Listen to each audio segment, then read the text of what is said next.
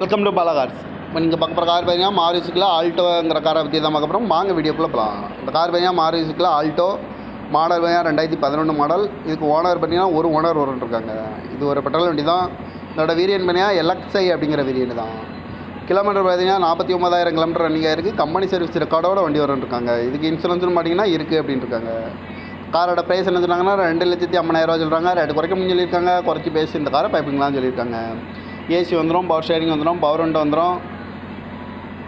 TN 34 B1139 அப்படிங்கிற நம்பரில் தான் இந்த கார் இருக்குது அப்படின்னு இருக்காங்க.